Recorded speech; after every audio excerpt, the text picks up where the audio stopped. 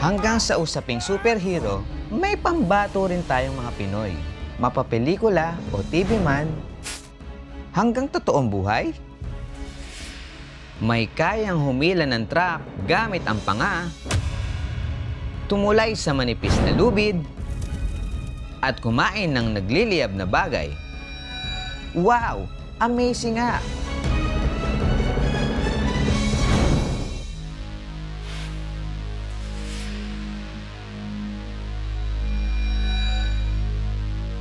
Pero ang ka-wonder nating si Emmanuel, ang superpower daw niya ay hindi lakas ng katawan, kundi ang talas ng isip. Kaya daw niyang bumasa ng isip ng tao, basa rito, basa roon, sa kanyang paligid.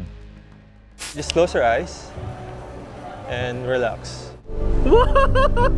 Ang mind reading nag-originate sa telepathy. So, meron sixth sense kung tawagin, di ba? Yung mga gifted individual daw, merong psychic powers. Ang mentalism is, I'm using my 5 known senses to create the illusion of a sixth. Pinaka-basic premise is, nire-replicate yung mga psychic phenomena.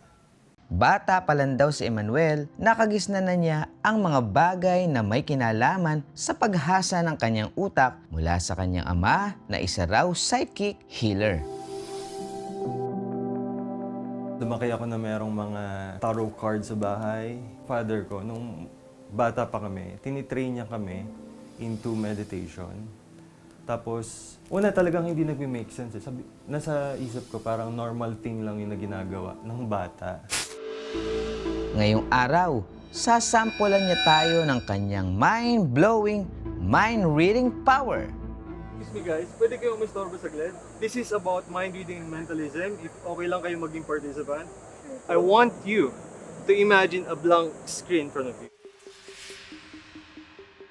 Try to see yung word na napili mo or yung pinofocus mo dun sa screen na yun nakasulat.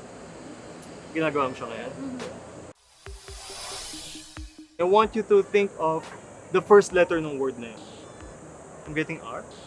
Think of the last letter. Are you thinking of A?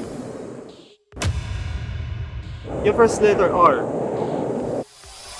Yeah, okay, good. Alam ko na R. Think of one letter somewhere in the middle ng word mo. Meron ka isang letter na iniisip?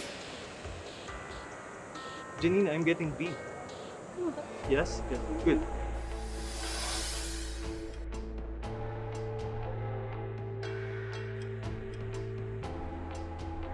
Ano yung word na iniisip mo? Ribbon po. Ribbon. No! Galing! So cool po kasi nahulaan niya po kaagad. Una, nagda-doubt ako baka hindi niya mahulaan. And then, surprisingly, nahulaan niya po talaga kaagad. Kung marami nating mga ka-wonder, ang agad na bumilib kay Emmanuel, wait lang kuya. Are you thinking of the word adult? Adult.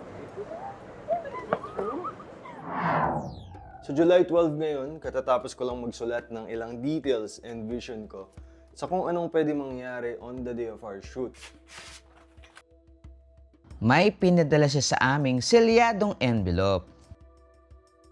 Naglalaman daw ng nakita niyang mangyayari sa hinaharap. Kabilang din daw ang kanyang power na tinatawag na precognition. So ngayon, abangan mo kung anong nilalaman nito. Ayan! Nakuha na natin. Ayan, nakita niyo naman ha. Selyadong-selyado pa. Ito yung pinost ko sa aking story at my day. Ngayon, alamin natin kung ano ang nilalaman nito. Let's go mga ka-wonder! Let's go! Ang powers ng isip ng mentalist na si Emmanuel ay nagpabilib na sa marami nating mga ka-I-wonder. Ay, mamit po. Somewhere else, sa ibang bansa, other country. Okay, good. Maldives? Kaya naman, gusto ko rin siyang makaharap ng face-to-face para purbahan din ang kanyang superpower. Agad-agad, pinaandaran niya ako ng kanyang mind-reading superpower nang hulaan ang pangalan ng iniisip ko. Empoy, in a moment, I want you to focus on the name of someone.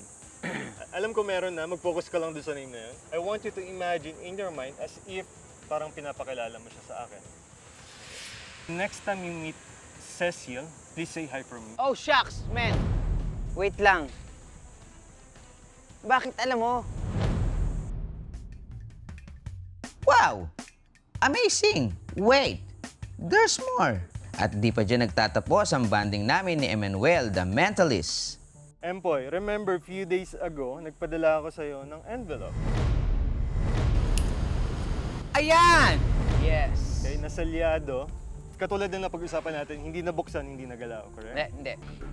Sa envelope daw kasi na ito, inilista niya noong July 12 ang kanyang ilang prediksyon na posibleng maging headline ng dyaryo noong July 15 na magkita kami. At eto na nga, magkakaalaman na. I-break na natin itong seal. Iginuhit niya noon ang isang bangka, Philippine flag, at wrong call sa basketball. As you can see here, merong boat. I think, if hindi ako nagkakamali, itong nakita ko few days ago is this, yung ship na nandito. And then again, yung Philippine flag, I think this one. Diba? OMG! Is that true? Nahulaan nga niya ang ilang nasa headlines. And as you can see right here, itong mistake sa dunk call is may kinalaman dito. Pero I wonder, may kakayanan nga ba ang tao na makabasa ng isip ng iba o maging mga mangyayari sa hinaharap?